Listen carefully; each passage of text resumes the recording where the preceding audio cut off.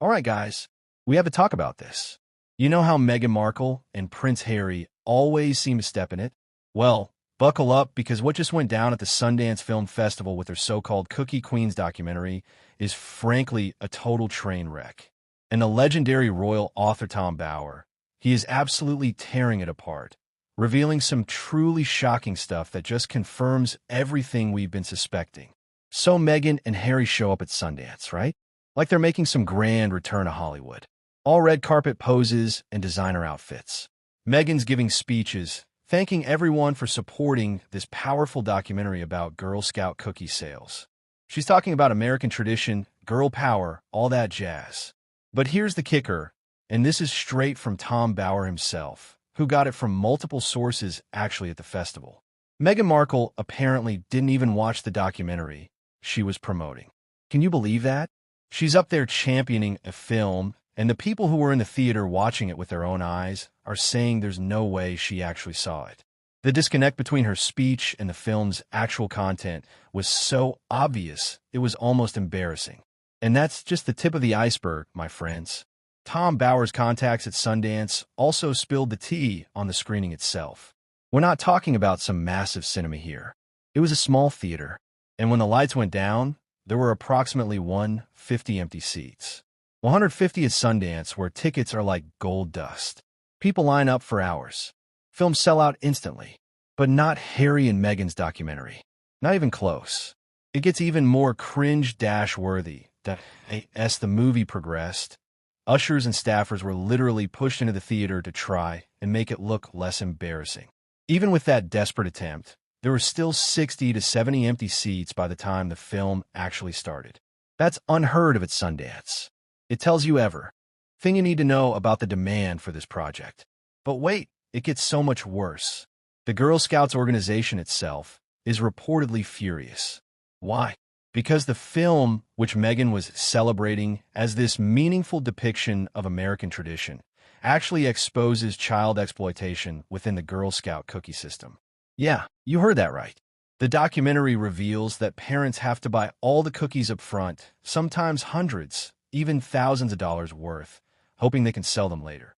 The door-to-door tradition is pretty much gone. Now it's wealthy parents using social media and workplace connections to sell.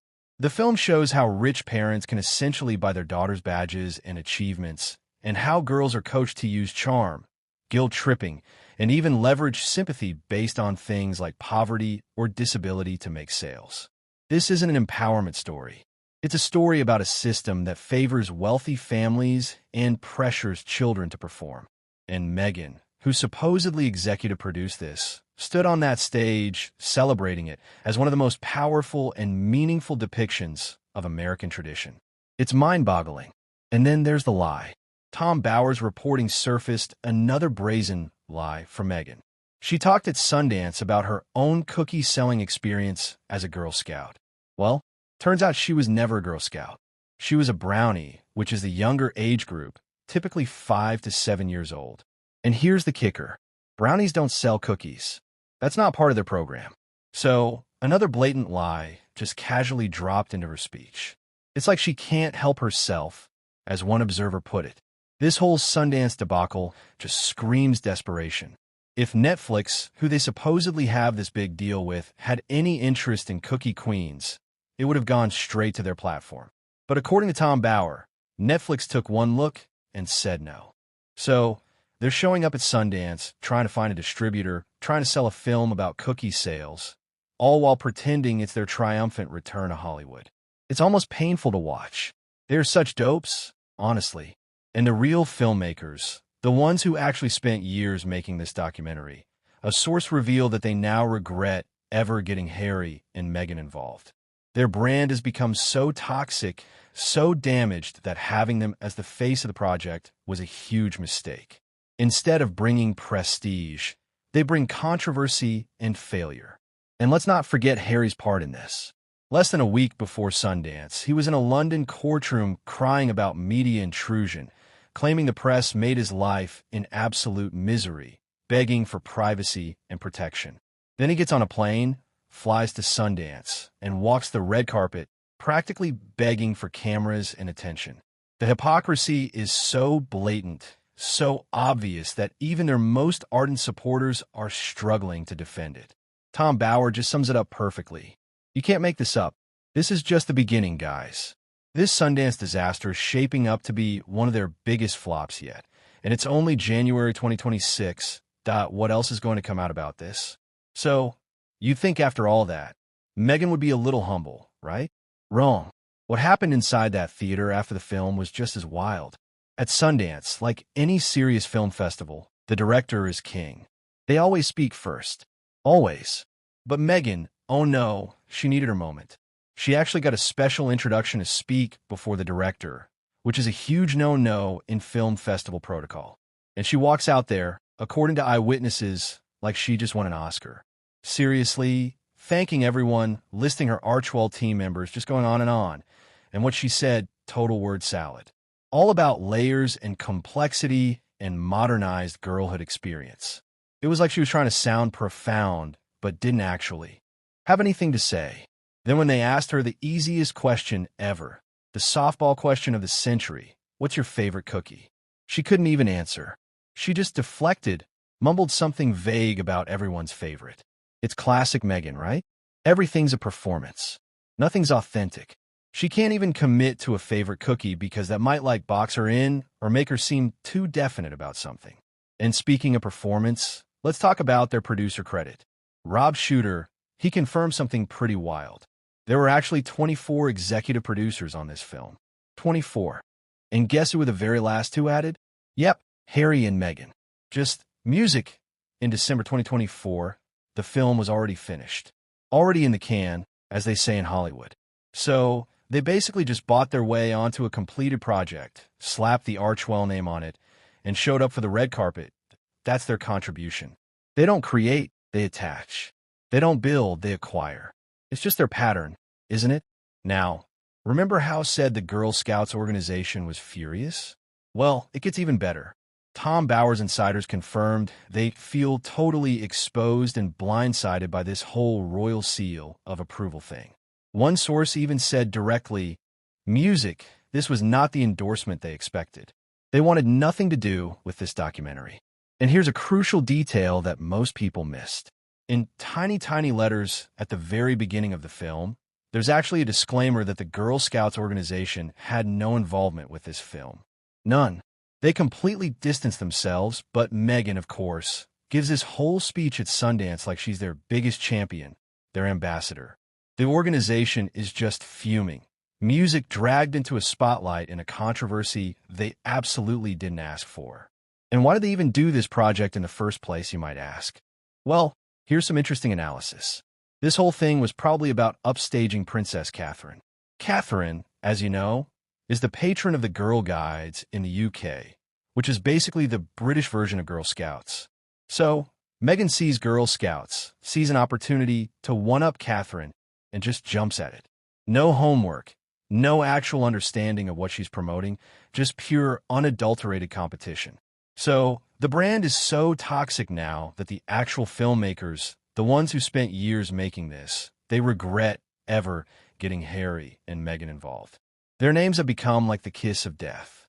Instead of bringing prestige, they just bring controversy and failure. And guess music, what? There's still no distribution deal for this documentary. Nobody wants to buy it. All that Sundance fanfare, all those speeches, and still crickets. And the timing for all this is just brutal because Netflix, get this, just officially canceled with Love Meghan after only one season. And they didn't just quietly let it fade away. They actually announced it. That's a pretty big deal. It's like Netflix wanted the world to know they're done with Meghan Markle. So, no real income there, no great podcast. You gotta wonder, where does she go from here? It really looks like she has a major problem with income right now. You know, it's hilarious how they try to spin this whole Cookie Queens thing as some triumphant comeback. The Hollywood Reporter even called the film saccharine sweet, which is basically a polite way of saying it's boring, fluffy nonsense. The actual plot, it's just asking if these girls will sell enough cookies to stay in Girl Scouts. Spoiler alert, they will because their parents have to buy them in bulk anyway. So where's the drama? There isn't any. It's an hour and a half of, well, not much. It's telling that Harry and Meghan didn't even get up to introduce the movie themselves. Normally, the stars, the producers, they'd be right there, but not them. And speaking of Harry, let's talk about his mindset through all of this. Tom Bower has really hit on something key here. Harry still thinks he's owed apology from Charles and William. He actually believes they've treated him and Meghan badly. And that's why he's so disloyal, writing books for money and airing all the family laundry. He just doesn't realize that it's his own behavior, his own choices that are causing all these problems. There's no remorse there, which is why any talk-off reconciliation is just complete nonsense. He's stuck in this loop where he's the victim and everyone else owes him. This whole Sundance appearance really highlights how far they've fallen. Meghan, they were actual royalty, right? The Duke and Duchess of Scamlot, as some are calling them. Back then, if Meghan was still a working royal, people would be flying across the globe to see them. Celebrities at Sundance would have been jumping through hoops just to hang out with her. Now she's doing desperate PR stunts at a film festival, trying to sell a documentary nobody wants, doing red carpet poses like a wannabe influencer. It's painful to watch, honestly. They're just such dopes. And let's not forget how Meghan acted with the children from the documentary. You'd think if she was so passionate about modernized girlhood and empowerment, she'd be genuinely interested in these kids. But sources from the red carpet are saying she didn't like being around them. She was only interested in a quick selfie, then she was out. It's like they're just props for her narrative, not actual people. This film, which she touts as meaningful, actually shows how the system is rigged, especially favoring white middle-class girls. Kids are taught to leverage sympathy, even based on poverty or disability, to sell cookies. It's not inspiring, it's exploitative. Music, and Meghan completely missed it. Or worse, she just didn't care. This whole thing just proves they're poor decision makers. Period. They can't seem to make a good business move to save their lives. First, the Spotify disaster. Music. Now Netflix canceling with Love Meghan and this Cookie Queen's flop. It's like they're scrambling for any income, any relevance. Meghan even showed up at Kevin Costner's party for emergency workers recently. It just screams desperation, doesn't it? She's just trying to be seen anywhere with anyone because her own projects are crashing and burning. Tom Bower's final analysis on all this is spot on. They just can't help themselves. Everything they touch turns controversial, and every project becomes a failure. It's like a curse. This disaster actually proves Prince William's strategy is right. Section 22, he wants them stripped of their titles, cut off from the royal family, because incidents like this where they can't control themselves, can't do basic research, and can't understand the project they attach their names to just keep happening. They keep stepping in it spectacularly. So, here we are, January 2026. Meghan didn't watch the film. The theater was half empty. The Girl Scouts are furious. The doku.